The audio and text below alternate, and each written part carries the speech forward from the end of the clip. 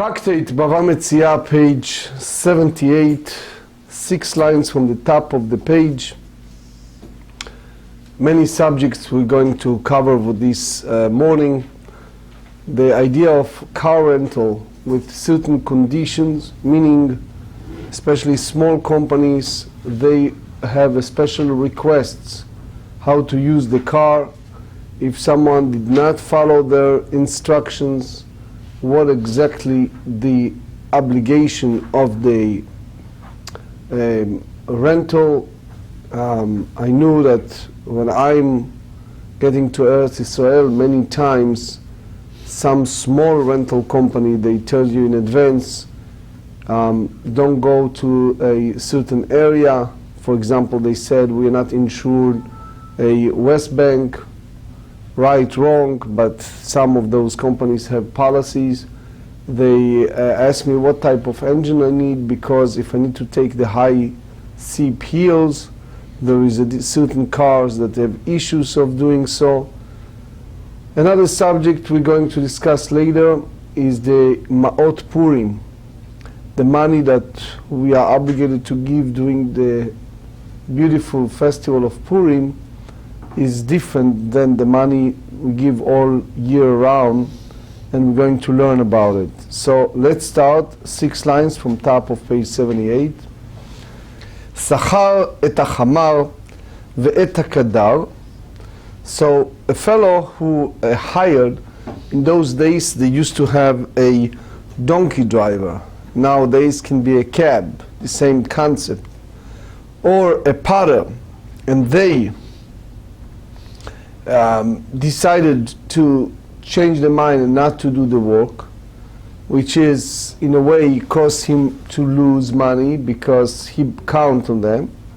So therefore, socher alehen o mat'an, you're allowed to hire other worker at a higher price from them, and it has to be with the money that's supposed to be for the first employees, or deceive them to make them agree to return to work. So the Gemara elaborates the first one, the first concept. Ad kama socher aleim. How much? How much he needs to hire them on their expense? Amar Rav Nachman, ad kdei scharan, which means we have this concept of the first employee, the first worker. So if the first worker did something, some part of the work, and he did not pay them, so he may add the amount that he owed the original workers to the new workers' wage. So that's the view of Rashi. But there are, the Meiri elaborates and said, if they didn't do any work and they renege, so is nothing to pay.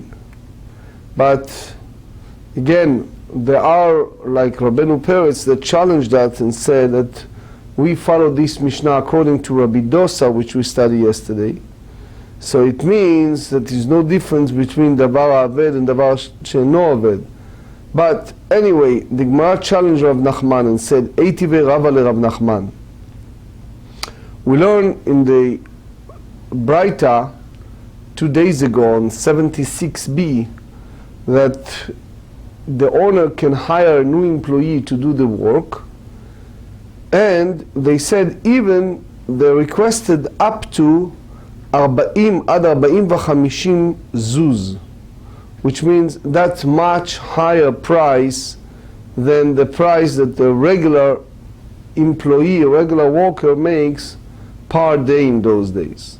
Amar lei ki tanya hi shebata chavila leyado, where the bundle has come into his possession, which means the original worker left his tool kit with the employer. So basically you have here a special situation. Those days the people used to bring their things, their tools to work, and in a way it's a hefker. They left it there as a hefker. So that's the way Rashi said, is a disputation among the poskim what exactly it meant if the owner can hold only those utensils, all these tools that they left, or even other materials. The Ritva said that this basically a collateral, mashkon, that this bundle is a collateral that ishta'abed la'avodah, that it's basically belongs to the, so he can go ahead and hire other employee to do the work.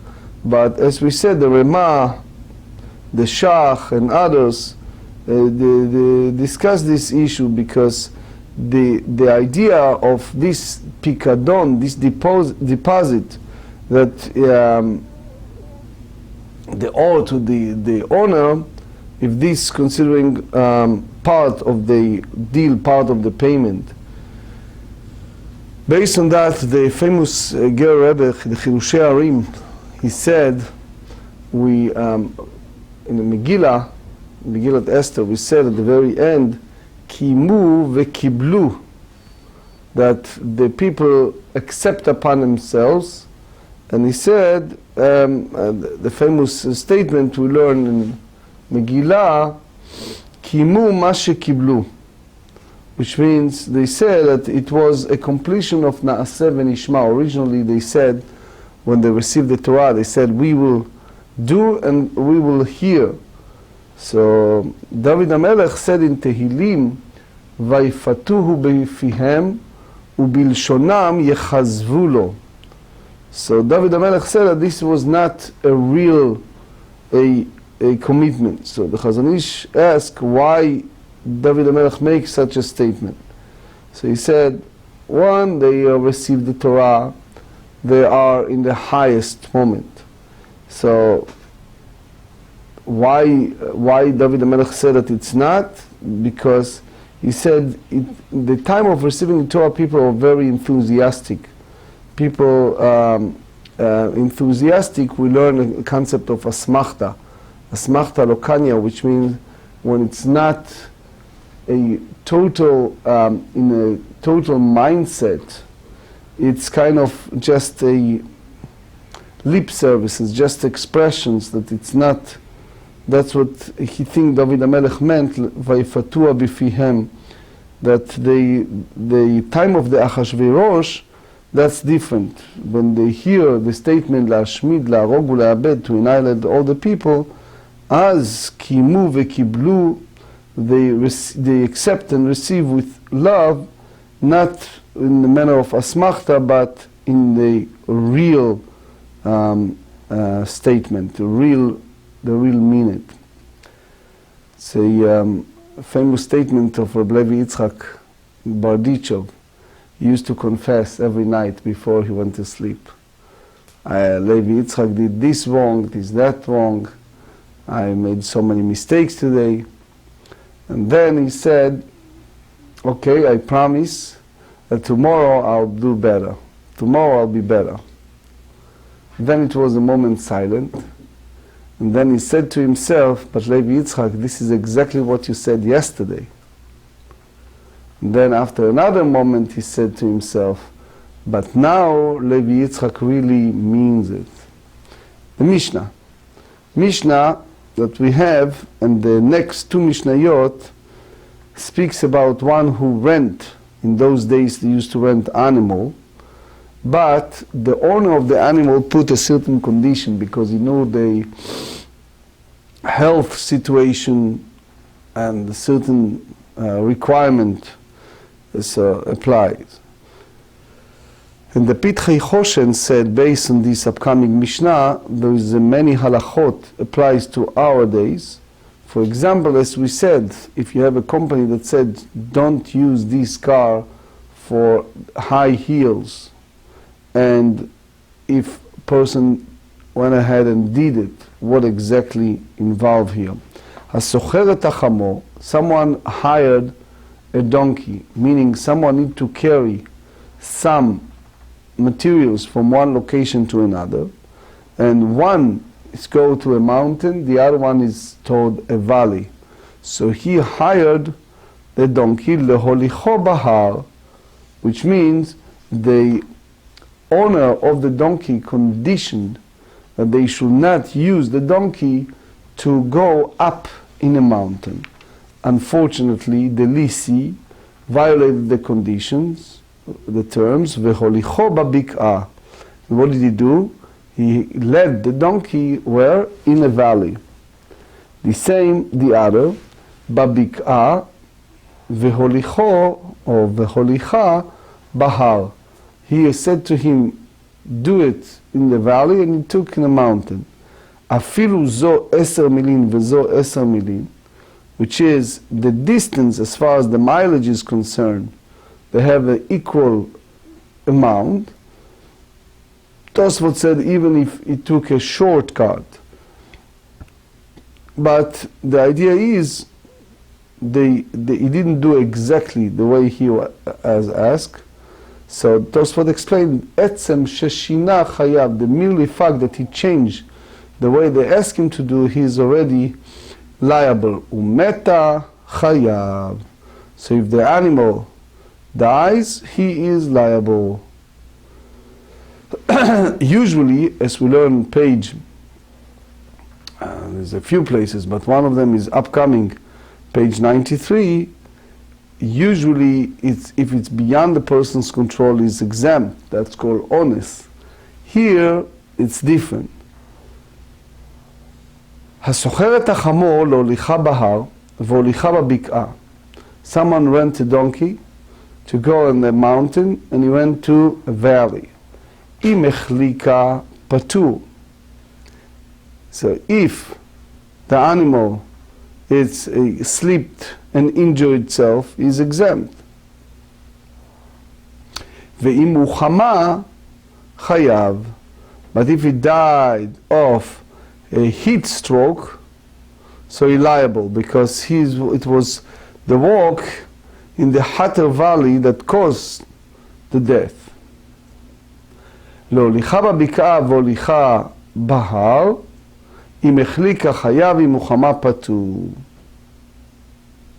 So here, even he violated the agreement by the merely fact he took the mountain, but he's exempt. Why? Because Rabbeinu Yonatan explained, Tchilato bepshi'ah, if the beginning was a negligence, vesofo be'ones, the end is beyond a person's control, is obligated, but that's apply only if the onus is a result of the pshi'ah, of the negligence.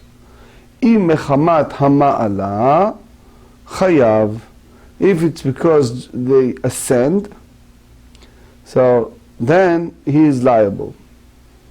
So Tosfot elaborated and said you have to examine exactly what happened, because you think if the animal goes in a long distance without sweating, etc., and only later on it was the heat broke, so it means it was not the death, the cause of the death, it wasn't because the animal ascended, it was because of the heat. הסוחר את החמור והבריקה, או שנעשית אנגריה, so if one rent a donkey and the donkey all of a sudden is blind, or in part, or the people of the government, the public service, etc., they took it. אומר לו, הרי שלך לפניך, he said, this is yours, is before you, which means, מזלך גרם, your bad luck, מתה או נשברה חייב להעמיד לו חמור. But if he dies or its leg breaks, the owner is obligated to provide the renter with a substitute donkey. So here we have the machloket between the Rambam and the Ravid. If na'aset angaria, if it's a cease to a public service. So according to the Ravid, basically he doesn't need to pay the schirut. According to Rambam and also Shulchan Aruch, he needs to pay the schirut. let me share with you just a word from the Choshen Mishpat 309. One who rents a donkey under the terms that he will lead the donkey on the mountain, but instead he leads it in a valley. So he's exempt from paying the damage of if the donkey dies, despite having violated the stipulation of the owner, unless it dies from heat stroke, in which case he is liable. Likewise, with regard to one who rents a donkey to lead it in a valley, but instead takes it on the mountains turn, he is exempt from paying for the damage if he dies, unless he dies as a result of sleeping or due to a heat stroke caused by climbing the steep incline. That's the Rambam. Some write that one is liable to pay for the damage if he violated the stipulation of the agreement by leading the animal on the mountain instead of through a valley, or vice versa, and he died of exhaustion, or if the air in one place is significantly different from of the other. That's the Ramah. So it is unclear whether the Ramah disagree with the Rambam here, or if the Rambam will concede in this case, even though he omitted to mention this exception. So the Gemara asks a question: Ma'ishna reisha de loka maflig, u'ma'ishna seifa de ka maflig. So they ask a question: what's the difference between the first phase, the first clause of the Mishnah, that did not differentiate between the causes of the death of the donkey, if it's in the mountain or the valley, and the second part of the Mishnah that differentiate between the animal's death because of sleeping or because it's very hot, either at the top of the mountain or the valley. So what exactly we're talking at the first part of the Mishnah, that the renter needs to pay for the death of the donkey? Amrei devei Rabbi Yanai, the students of yeshiva from Rabbi Yanai said, Reisha shemeta mechamat avir, deamrinan avira dehar katla, veamrinan avira devik'a katla.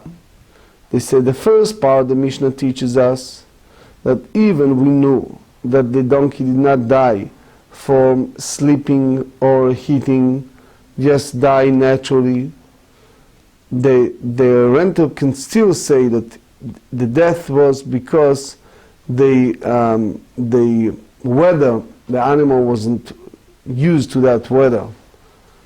But we can say, for example, the air, the mountain caused the death, or the air of the valley killed it.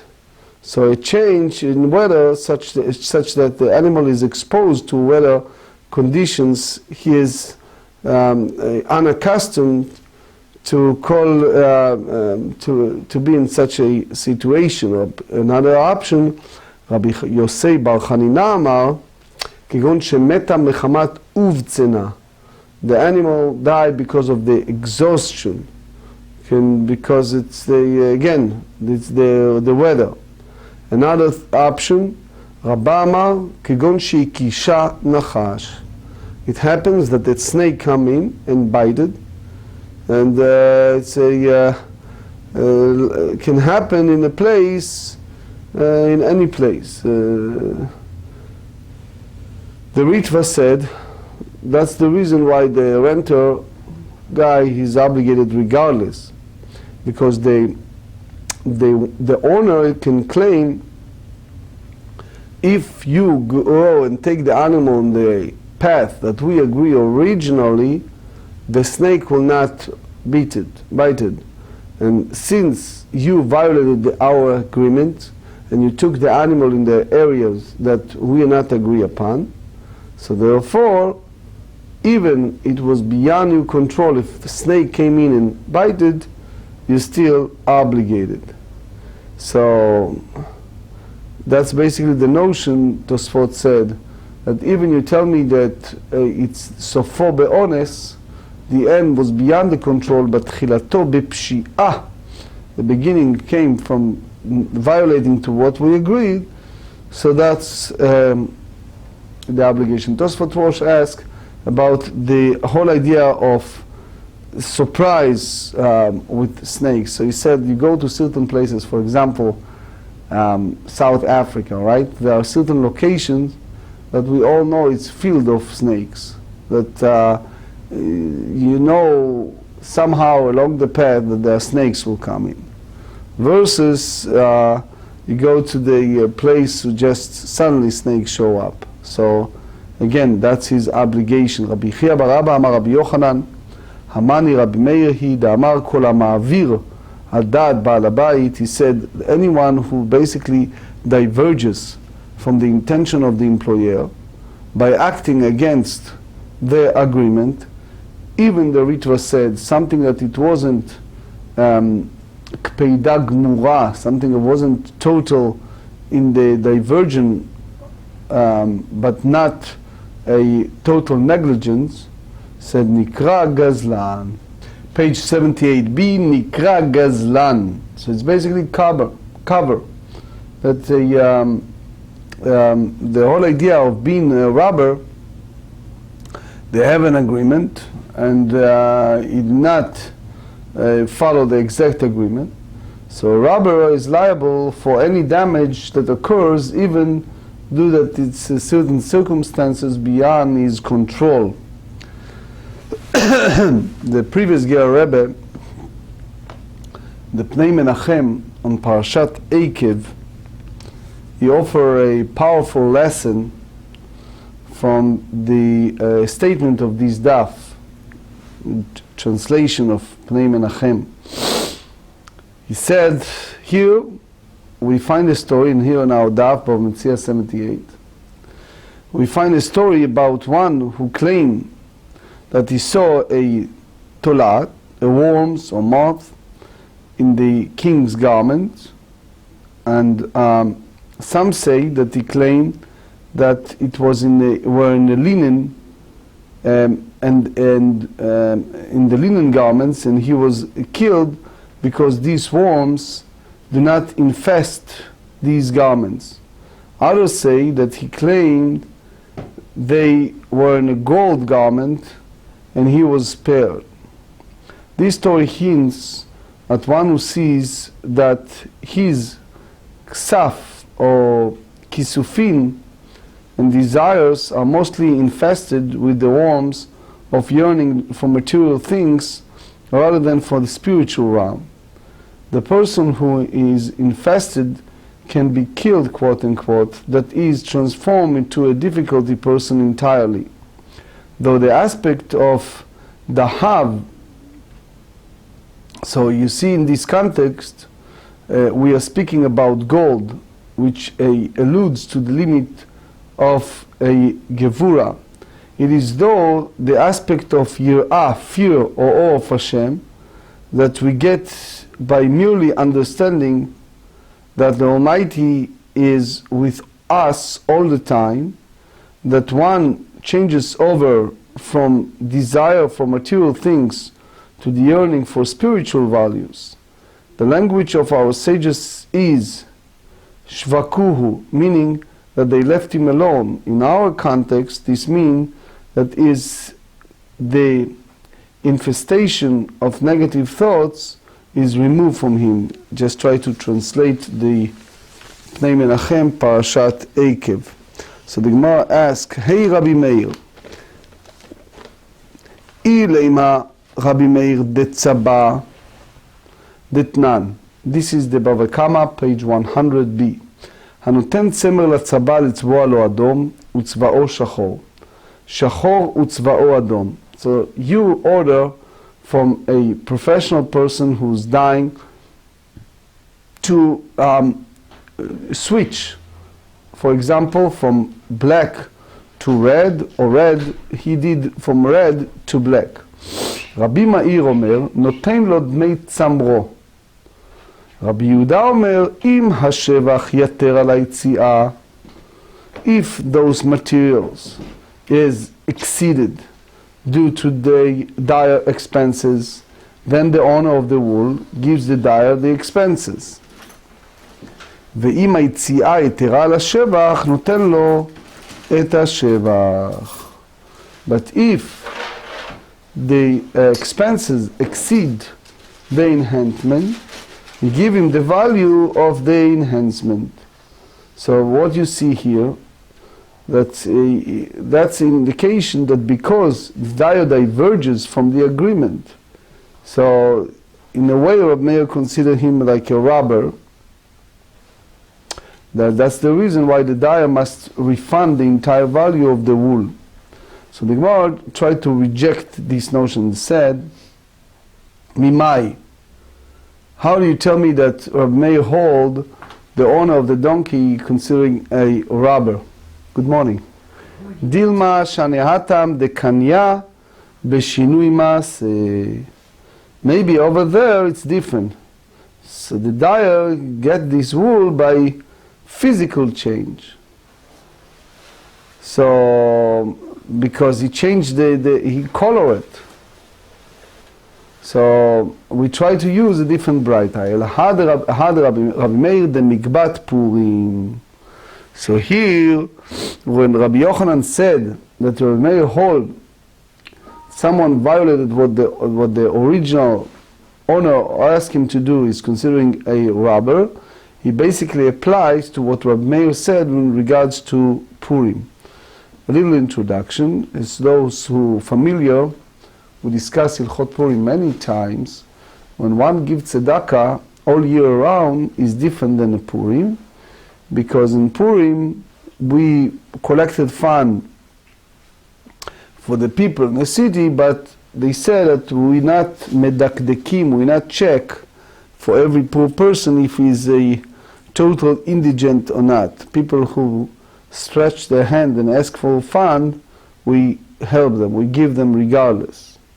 The Tanya Mikbat Purim, the people who in charge for the charity fund, they prepare for Purim Seudah. As you know, in Purim we have 5 obligations. One of them is to eat a special meal for Purim. It's called Purim Seudah. So those poor people are obligated to do that as well. So the community collect fund sponsoring that meal. So they said Le Purim. So the Gabaim, the people who in charge, the treasurers, allowed to give it solely for Purim, but not for any other reason. So this is important to know. Usually the Gemara in Erchin, page 6b, said that you get the money for one cause, you can switch it for different causes. When it's come to money that allocated specifically for Purim, they have to buy only the Purim Seudah in order, Tosfot Rosh said, to increase the happiness of the day. And it's important to note that in general, when it's come to charity, if it was a box or organization that was total dedicate to certain cause, then one cannot divert and change it. But if it was general, then the Gabaim can do the way that they understand.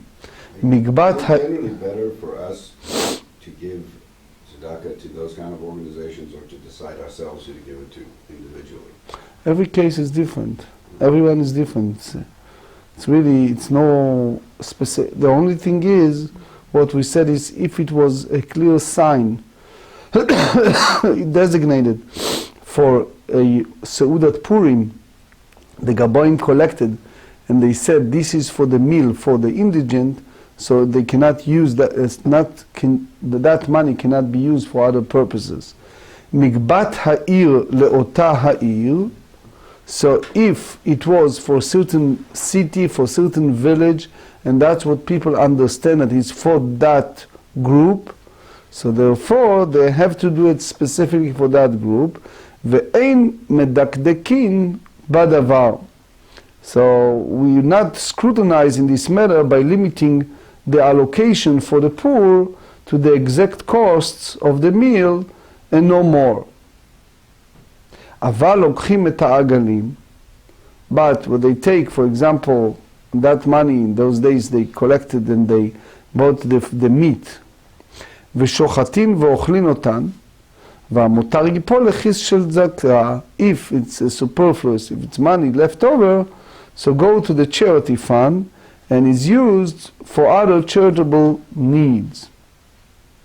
רבי אליעזר אומר, מקבת פורים לפורים, ואין העני רשאי לקח מהם רצועה לסנדלו, אלא אם ניתנה במעמד אנשי העיר. So if the collection is solely for Purim, so the indigent cannot buy anything. They use an example, a strap for his sandal, without the 7 people in the city that they are the, which call Anshei Ha'ir, the people who are making decisions, that there is a special exception. They allow him to do it, because Tosfot explained that that's the notion of Rabbi Eliezer. If he received the money solely for the meal of the day, so he cannot diverge it and use it for others. So that's basically the rules of Tanna Kamma and Rabbi Eliezer. דברי רבי יעקב שאמר כן משום רבי מאיר. So according to Rabbi Meir, if who is משנה, if he change, he's a גזלן. ורבי שמעון מגמליאל מקל, he's lenient. Rabbi Shimon מגמליאל said that it's okay, and he allowed the Gabaim to transfer the money for Purim to other purposes, or the poor people can use it for other needs. Even they change from the view of the people who donated for that purpose. The whole cause, the whole idea is, Rashi explains, if people who are not scrupulous, they know it's tzedakah and they know it's the cause, but if it's a different cause, they'll also go along with that.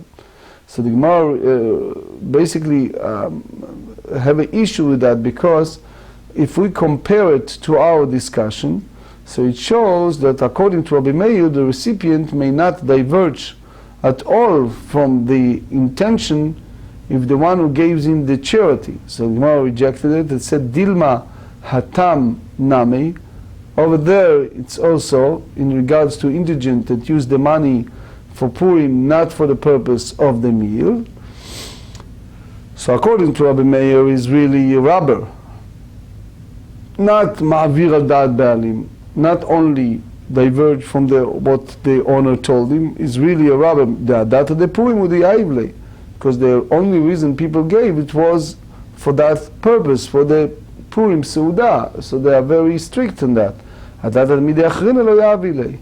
don't give it for anything else. אלא רב מאיר, ותנא רבי שמעון אלעזר אומר בשום רב מאיר, הנותן דינר לעני לקח לו חלוק, ולא ייקח בו טלית. So if someone give money to a poor person and said, buy, for example, a shirt, a pants, you're not allowed to buy for that talit, or talit לא ייקח בו חלוק, and vice versa, מפני שמעביר על דעתו של בעל הבית, because you diverges from the intent of the giver.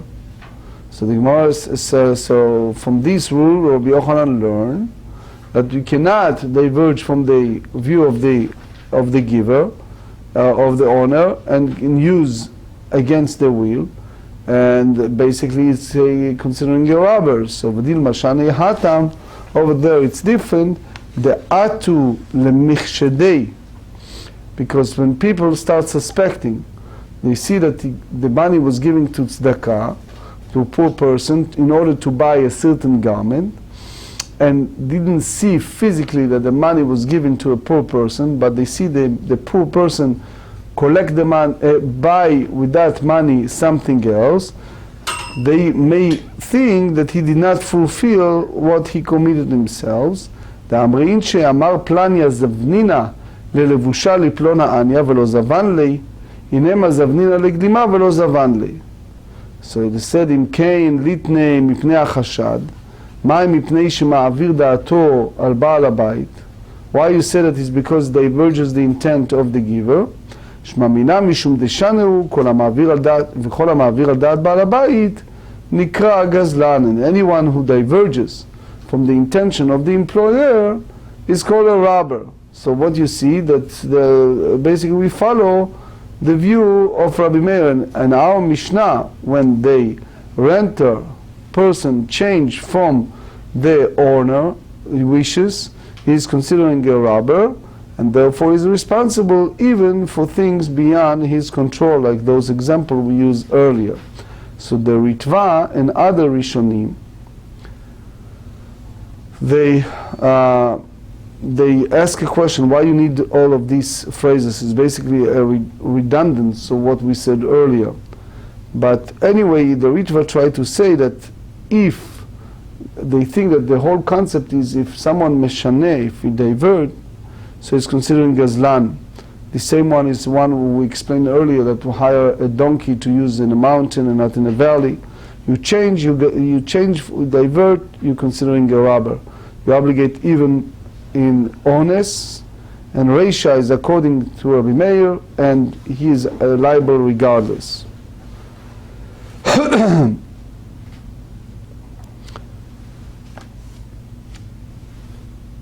הסוחר את החמור והבריקה. So I just give you a moment of Hasidic thought. בחידושי הרים, he said from the Baal Shem Tov. So they said that was one time a very wealthy person, and he had his own desires. So he collected fun, and he was traveling on his donkey and wagon in those days, the 1700, early 1800. So he drive with his donkeys and whatever, horses, wagon, and suddenly he saw someone was about to kill a fellow Jew. So he basically pulled out his money that was intended for a very bad desires, and he gave it, and he saved that person. So as a result, it was a lot of shaking in heaven, because the person basically changed the destiny of another fellow.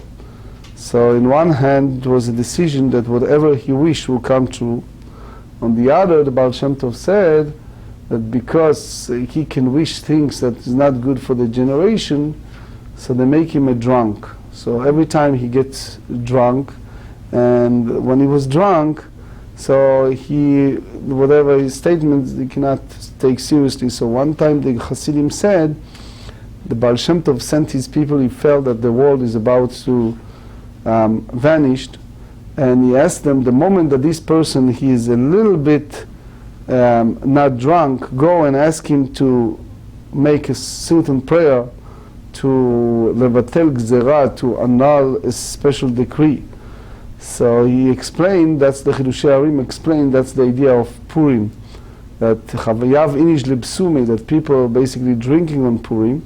So even we know the secret that on Purim we can ask, and basically what we ask in Purim, it's different than all year round.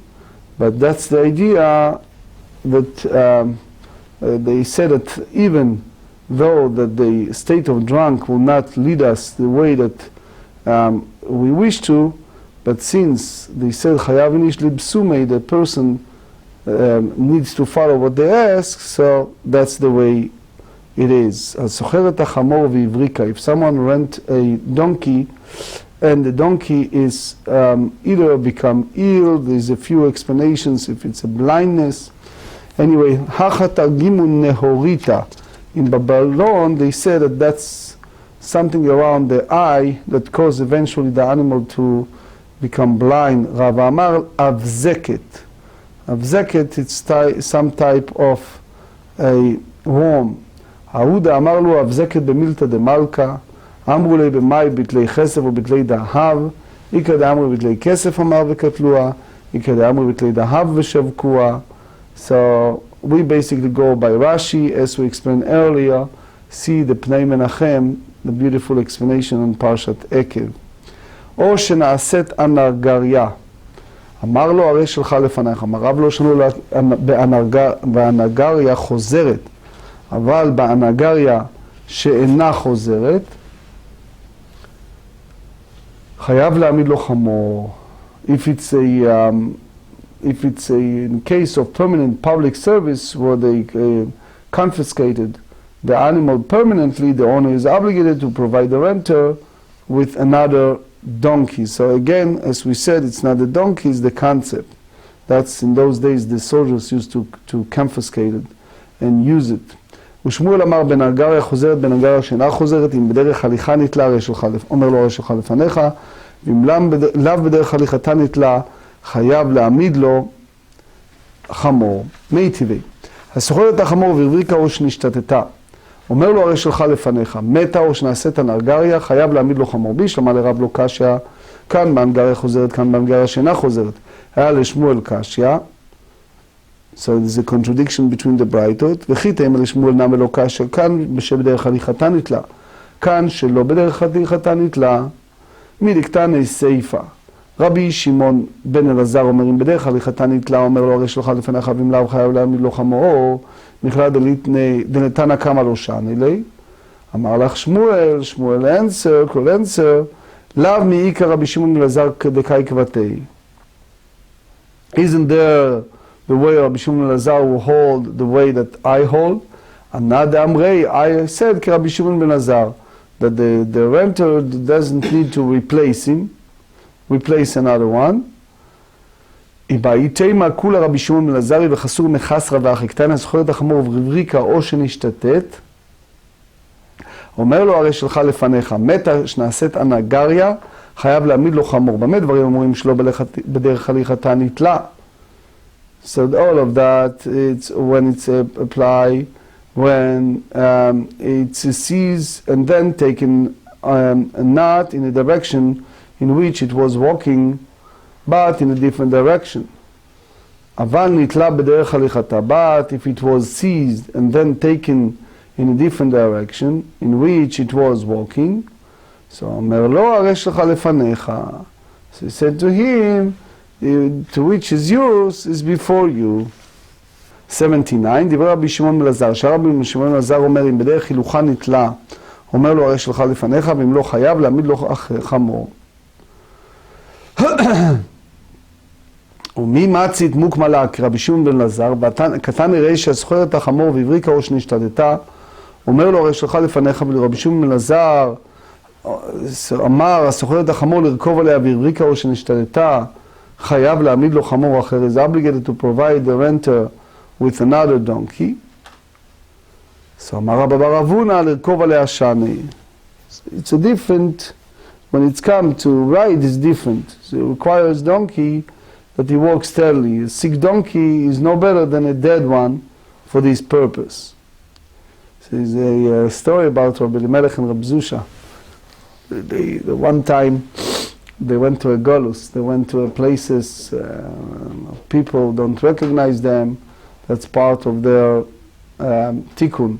So one time they get to a place, they try to fall asleep, and it was a group of people who was totally drunk. You go to certain places in Poland to this very day, you see many people who are drunk. I noticed when I went with David last time to Lizhensk, we noticed in every place we stopped that every store have at least, what is it, 50% of alcohol beverages. Anyway, so they saw Rabbi Elimelch and Rabbi Zusha, and Rabbi Elimelch slept inside that little room, and Rabbi Zusha were outside. Sure enough, the drunk people get out, and they are like total drunks, so they start beating up Rabbi Zusha. So Rabbi Elimelch felt bad, so he said, can we switch? They're beating you up, it's also my turn.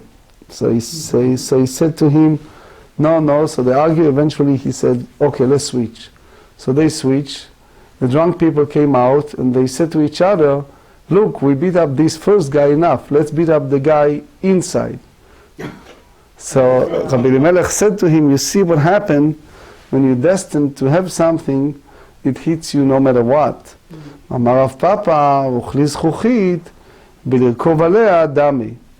So the Midrash said, when one pray, he should pray in a very clear way, because there is a kind of, it's emissaries, it's kind of angels that transmitted the prayer to God.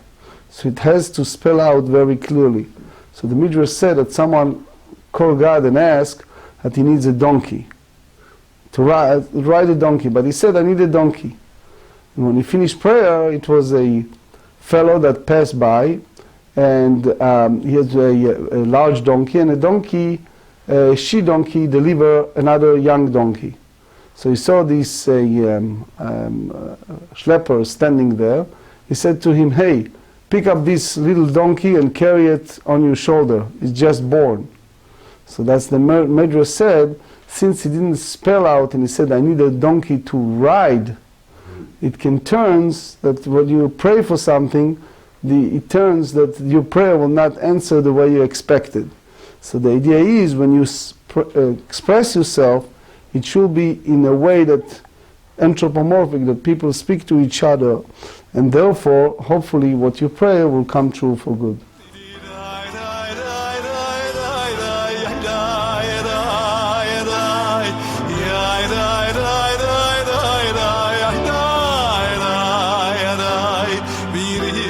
Shula